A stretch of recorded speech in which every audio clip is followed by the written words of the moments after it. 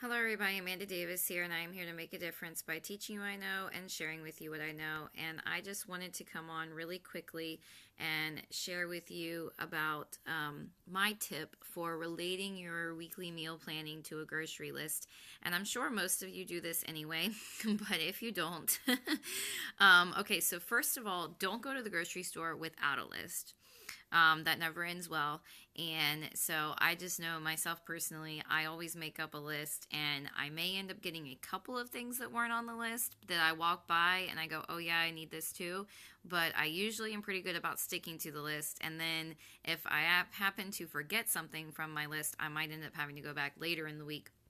But I usually can make it work to have a weekly list, and then I either go on over the weekend, or a lot of times I'll go Monday after work, which this time I decided I would go Monday after work. So I'm going to go to the grocery store tomorrow after work. But like I said, most of you are probably doing this anyway.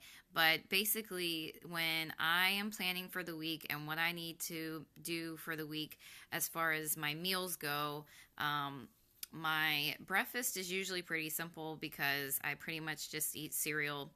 And then, as far as my lunch, where I work, they do provide lunch for the children, and we're allowed to eat it as well. I am a teacher.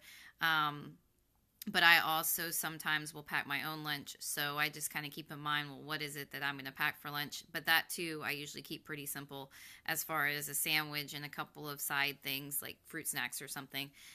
May not be the healthiest, but it's easy, so that's what I do. Although I will say, if I eat lunch with the kids, that usually is a healthy meal. Hello, Missy. And then as far as, so the main meal that I have to plan is my dinner. And so what I'll do is I'll make up my grocery list based on what I need to have for whatever dinner I'm planning to make for the week. And then as far as, hello, so like I said, most people are probably doing this anyway, but I just wanted to come on and share my little tip about you're planning out your meals, and then you want to make your grocery list based on what it is that you've planned. And the other thing too is, when you're planning for the week, look at what you already have.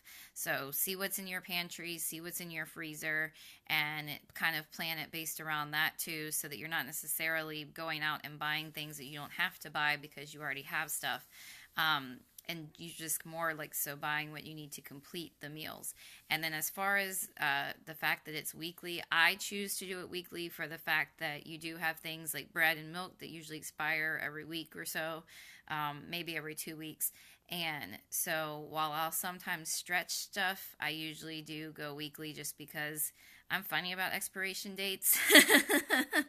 um, and so and like they say, sandwich meat really should be used within like 5 days of being opened and stuff like that. So I'm funny about expiration dates. So I choose to do my grocery shopping weekly. But like I said, when I do it weekly, I always have a list, because that never ends well if you don't have a list. And I also usually make my list based on whatever meals I'm going to plan to make for the week, however simple or complex they are. And so that's just my quick little tip. I hope some of you found the information helpful, or just jogged your memory, or reminded you that you're doing that anyway. I will say, myself personally, I don't get very complex in my meal planning. I usually do most of it in my head, and I'll just say, okay, well, Monday I'm going to make this, and Tuesday I'm going to make that, and just kind of have an idea of what I'm going to make versus necessarily writing it down. But I know a lot of people do find it helpful to write it down, and using there's a whole world of stuff out there about meal planning. But I'm all for just keeping it simple. And in my head, I think about what it is I'm going to need to make for the week. I make up a grocery list. I make sure that I don't already have some of it, so that I don't double buy, and then I go out and buy it. But thank you for joining. Thank you, Missy. I think you may have left, but I do appreciate you for joining nonetheless. And I do appreciate anyone that catches the replay, also live web and Twitter viewers. And like I said, I hope that you found the information a little bit helpful. And if you did find it helpful, do feel free to click your dots. I believe it's on this side for you guys. Click the dots and share me out. You should be able to retweet it as well. And then also click the little person, which again should be on this side for you, to follow if you're not already following. I am trying to reach a goal of 1,000 followers by the end of 2016, so we only have a few days left. It will be over before we know it. And I just think that it would be an amazing Christmas and New Year's present for me if you guys could help me to reach 1,000 followers. I promise you won't regret it.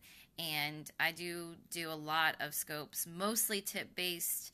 And so my stuff is basically sharing my experiences through tips. And then you'll notice that sometimes I do more review kind of scopes, as well as like sharing kind of scopes. And as far as like when I share stuff from my businesses and that kind of thing. But most of my stuff is tip-based, and that just kind of is because I just kind of started doing it and can't really stop. But anyway, so I do appreciate everybody for watching. If you like what you saw, like I said, share me out, retweet, follow if you're not already following, and tap that screen, because I'm really close to 2 million hearts also. So I'm pretty sure I'll make that goal, but I'd love to make the 1,000 follower goal as well. But anyway, so thank you again for watching, and I will see everybody later. Bye, guys.